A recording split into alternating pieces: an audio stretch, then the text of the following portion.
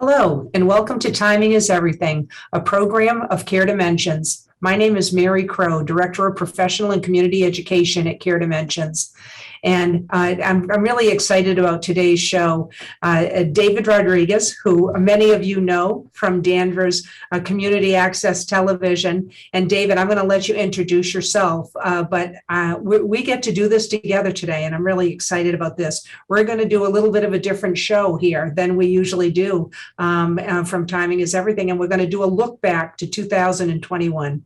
Yeah, it's going to be a look back. So yeah, my name is David Rodriquez. I'm the public access coordinator here at Danvers Community Access Television. I've had the pleasure and honor of working with Mary and the Care Dimensions team for about 4 years now. So time flies when you're having fun, Mary. But it sure does.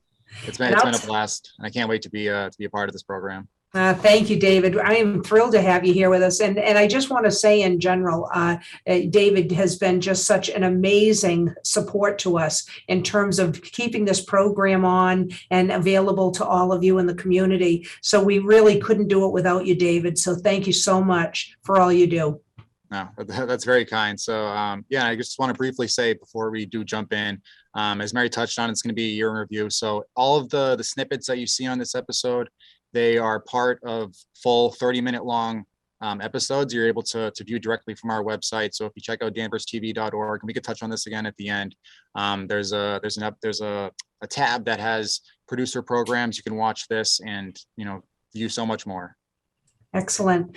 Well, the first snippet I'd love to bring up, David, is we did one in back in the beginning part of last year on the pandemic era compassion for ourselves and others, and we had the good fortune of having Lee Kinby come on the program and talk about that. There's so much loss right now. And people automatically associate grief or loss with a human being, but there's so many other levels to this that you're talking about, about just life as we know it, or the uncertainty and all of those things that we had talked about. But it's and like you say, we are socially connected beings, and we're not able to do or to have the support the way we need it, and that's just an additional loss. Yeah, and it complicates it, doesn't it? It does. It does. And we suffer and have loss and pain on so many levels. Like you mentioned, the social, right? Interpersonal loss. There's psychological pain, right, that we go through. There's emotional, there's physical, there's spiritual pain. And all of these kinds of pain are natural and normal responses to the situation we're in. Yeah, so this is a topic, David, and we've actually talked about it a couple of times, right? How do we not? Here we are. Who would have thunk it? March of 2020, right, with the start of this pandemic and all of that, and here we are.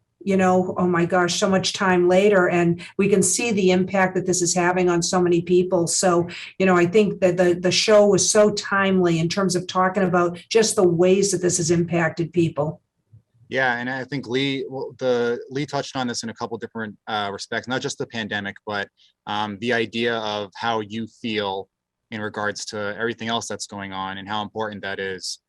Because even though there's a pandemic, just like any other sort of situation, people are going to feel the way that they feel, and whether it's being upset at a situation or angry. And if I remember correctly, one thing Lee really enforced is it's okay to feel that way, which is I feel like a lot of times, especially growing up personally, I can always think of those feelings. A lot of times you're told to repress them potentially.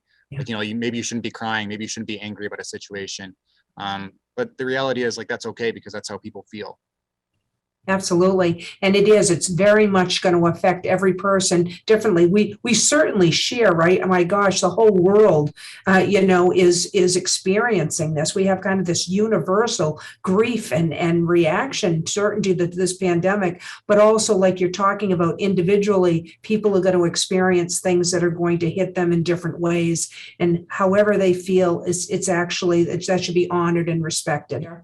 Yeah. So wanting to look at some of the other shows too that we went and we talked about the grief and mourning, So we went, so it was kind of really expounding on what people are experiencing during COVID. So we went into that with April Evans from our Bertillon Center for Grief and Healing and talked more about grief and mourning during COVID-19. Well, we talk about in kind of the grief world, we talk about the loss of the assumptive world. And so what we mean by that is what we assume our world is and should be, we have now seen shaken up and in some cases lost. So as simple as, sending our children to school, or, an 8th grader or a 12th grader or a college student graduating.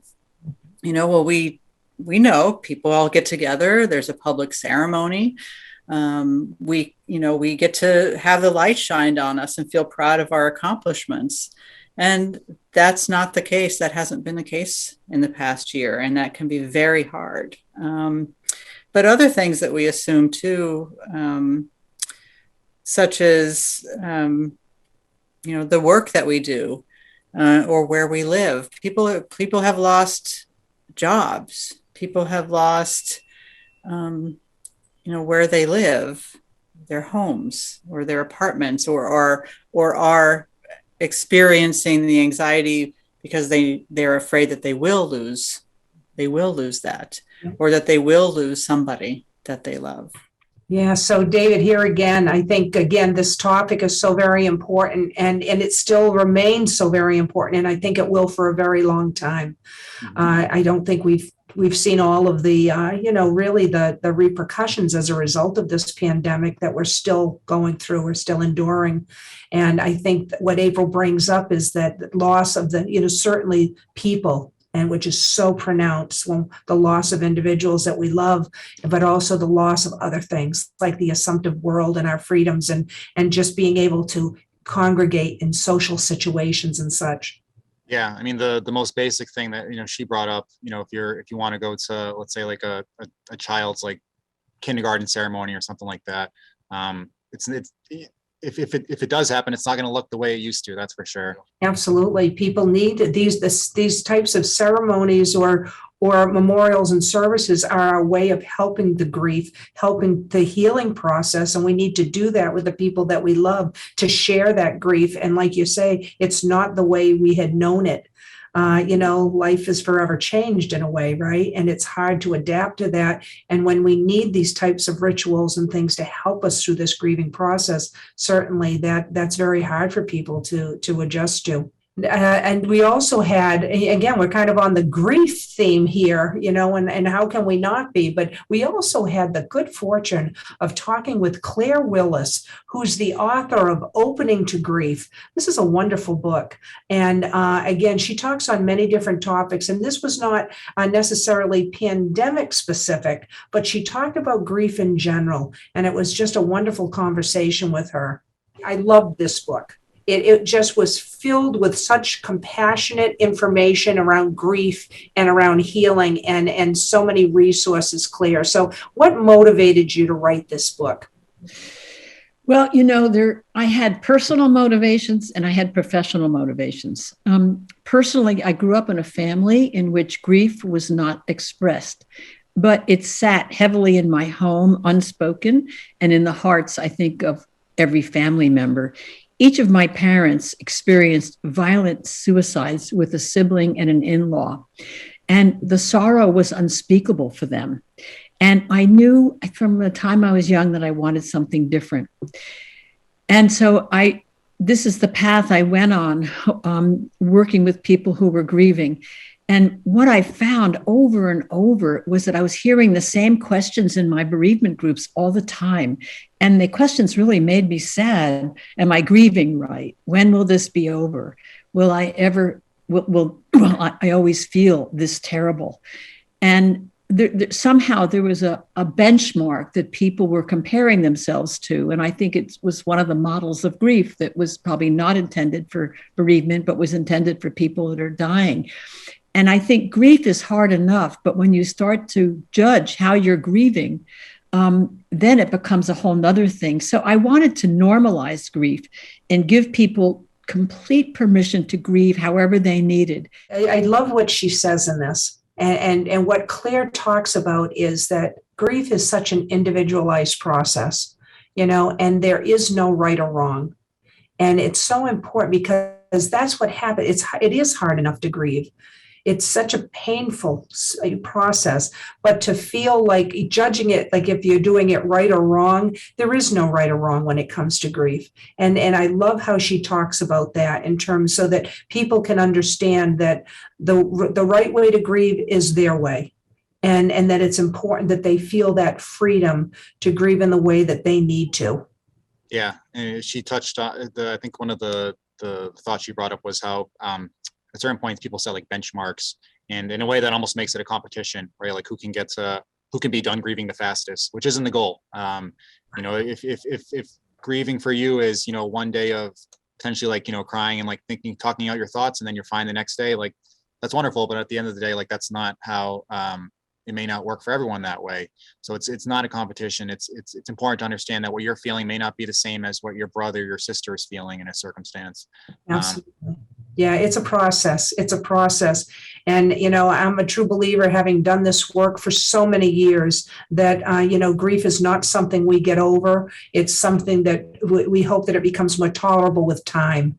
And that's really what the goal is. It's not to get over it. And you'll hear people say that. That's out of their own discomfort. You'll get over it. It's not something we get over. This is something that we certainly live with. But again, hopefully time will make that more tolerable.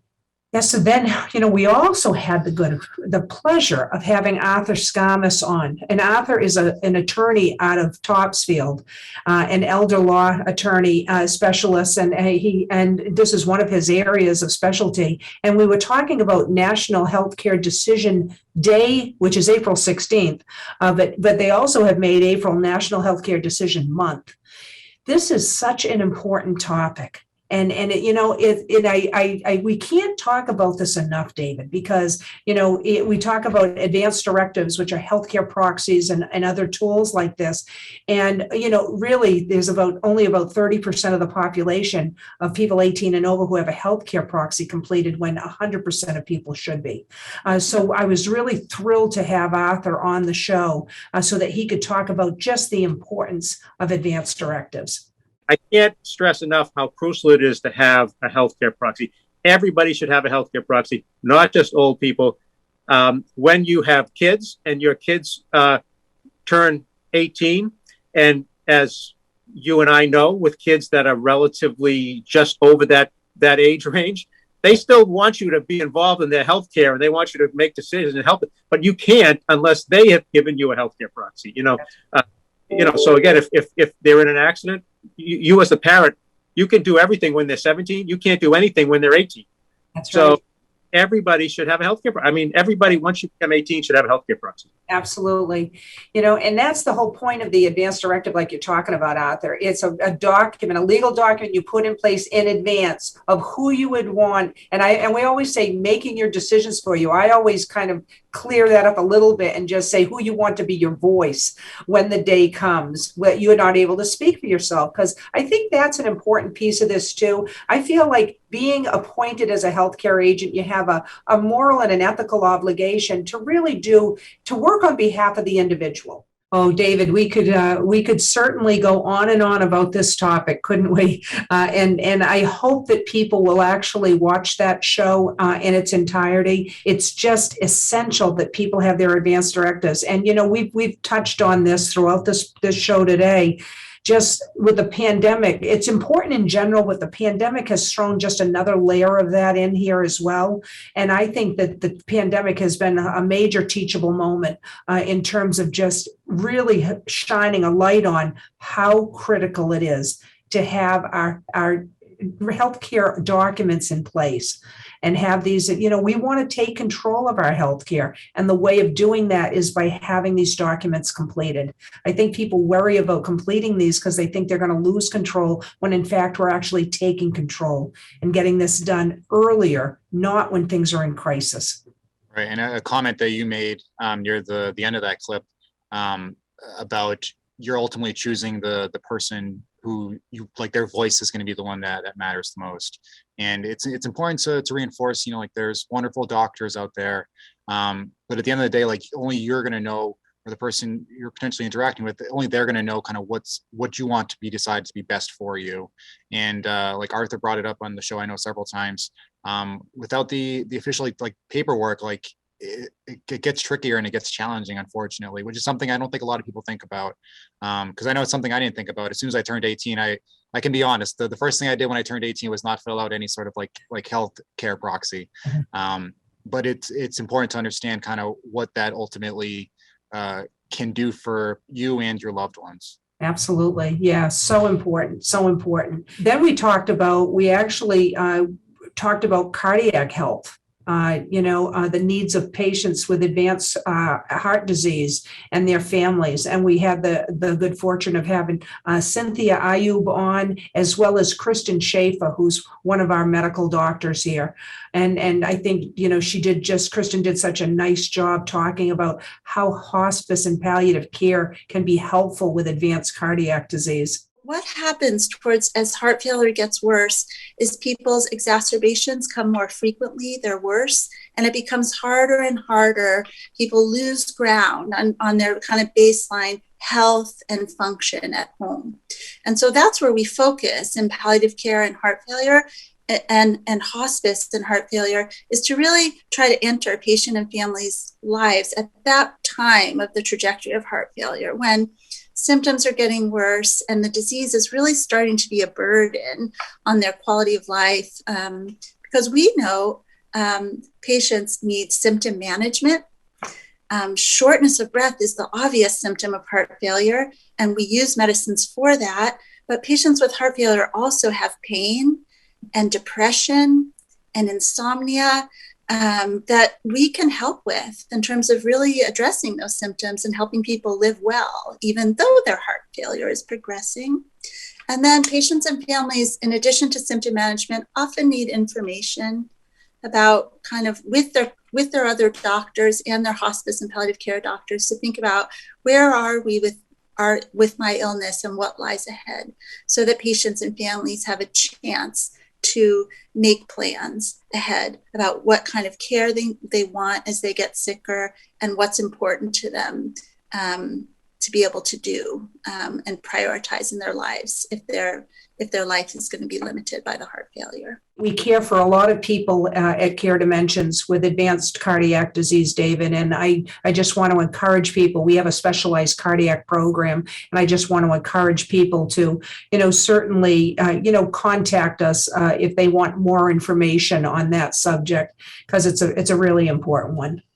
Yeah, wonderful. Yeah, and I'm obviously not an expert in it by any sense, but I think the one thing that she touched on was the idea of different things going on at the same time of the heart disease, right? And how those can compound and ultimately make things worse. So just understanding how the human body acts as a whole, as opposed to just like the one specific issue that may be focused on. Absolutely. And it's all around, from our perspective, it's all around how do we maximize quality of life for people when they're experiencing an advanced illness such as cardiac disease. So I encourage people to, again, seek out resources like Care Dimensions to help them with that process. Yeah, so then we had another program that we did was Joan Borsenko. And Joan Borsenko is just an amazing person who she's a world-renowned author. She's a specialist in the mind-body connection and has done just remarkable work. So we were just so fortunate to be able to have her on the show. Being with people who are dying, knowing, oh my gosh, I helped somebody, I made the world a better place, is such a comfort. I remember when my own mother was dying, my son Justin and I were there by her bedside, and he was 20 at the time, and he just naturally started to tell her stories about when he was little and how she saved the day and made such a big difference in his life. And I could see how comforting that was to her. I think in the end, the human heart and soul thrives on the creation of positive meaning, and the thought that maybe we could leave this world a little bit better than how we found it. I love that clip, David. I'll tell you, like I said, I've been in this field for a long time and did a lot of direct patient work and had the true honor of being at bedside of many people who were at end of life. And I'll tell you what I have found over and over again is that it really matters to people that they know that their life had significance and meaning. Mm-hmm. And this is something that, again, we can work with. So in hospice care, what we do is we tend to not just the physical, but to the spiritual and the emotional aspects too. We're talking about the whole person, spirit, mind, and body, and we need to tend to that whole person. And I'll tell you, this time for people at end of life can be an amazing time of, even though it can be a time of suffering, if you will, it can also be a time of growth and healing in a way as well. And I love that Joan talked about that. Yeah, and it's important to remember that there's a person there. So regardless of what they're going through, like it's, we touched on a little bit about this off the air about my partner, and her mother was recently diagnosed with dementia, so her memory is forgetful, unfortunately.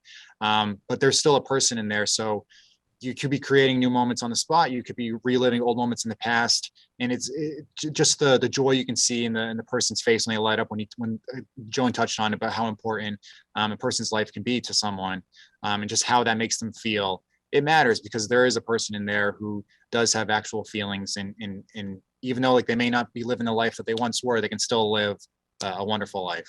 Yes, well said, David. Absolutely. One of the other things that we talked about too was we talked about the walk. We were able to have Amy Rain and also Judy Cranny on and talk about the walk for hospice, which is something that we have done for many, many years here.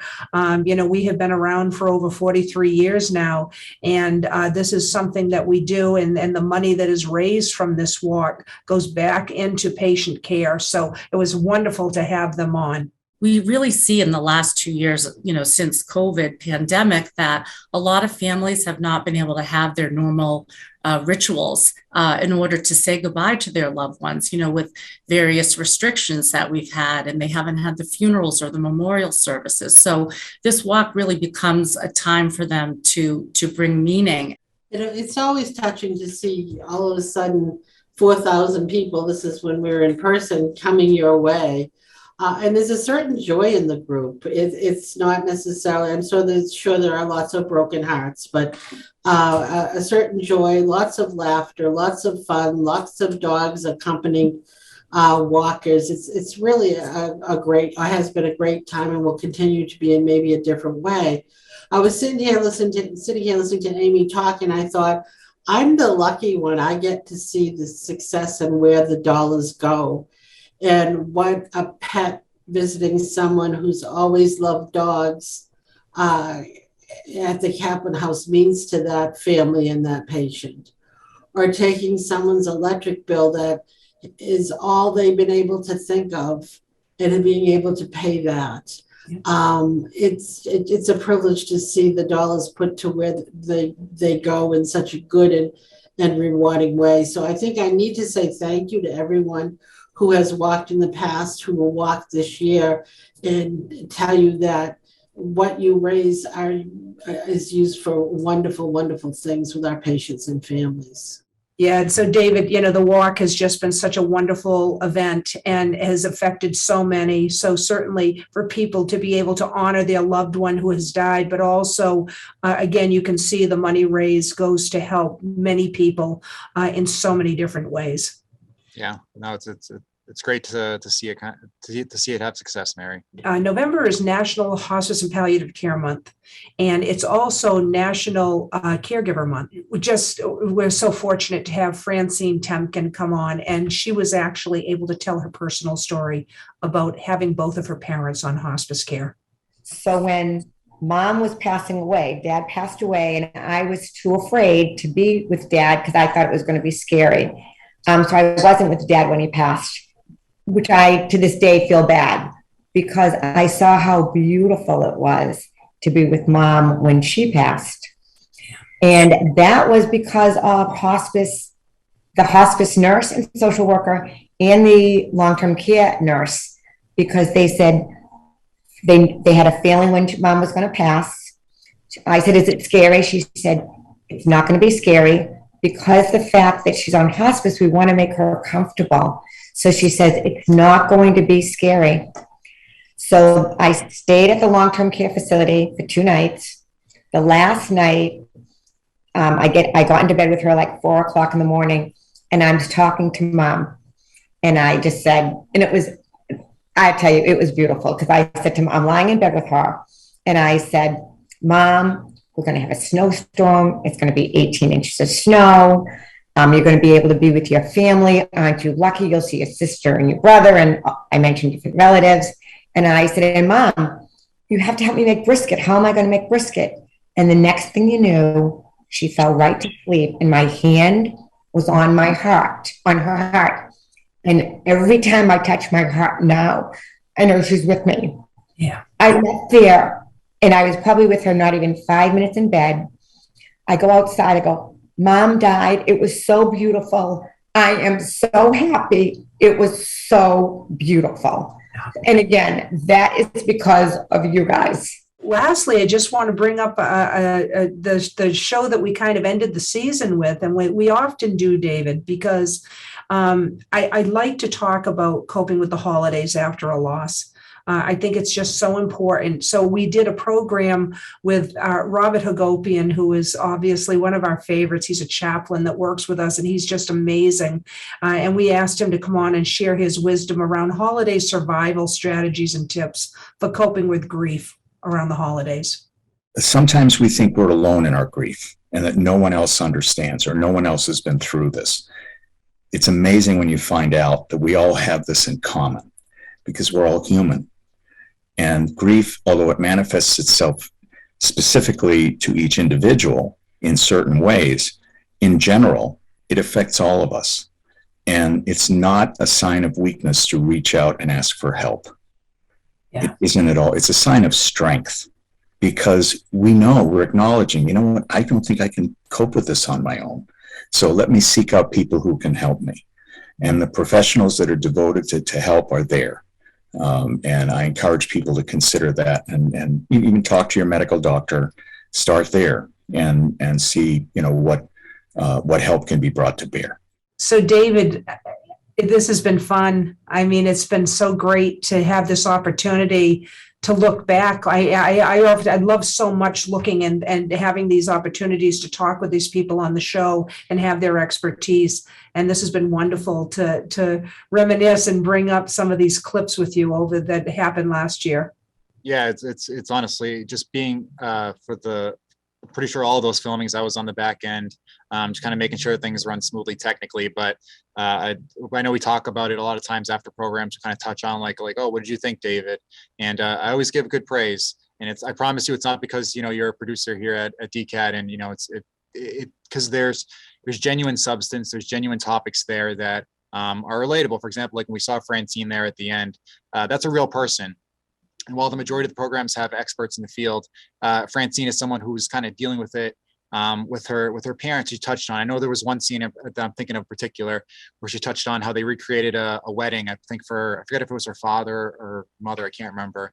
But just those moments where, you know, like, yes, we're talking about hospice, and you touch on it's almost every single episode, how just because someone is in hospice care, it does not necessarily mean that it's an end of life sentence, right? Like they can still live or have wonderful moments in their lives that can be created. They can be new moments. They can be touching on old moments in the past. And I've learned so much. I continue to feel like I'm honestly blessed to see this program. And I really am honored that you kind of invited me to come on here, Mary, and just relive the past year for you.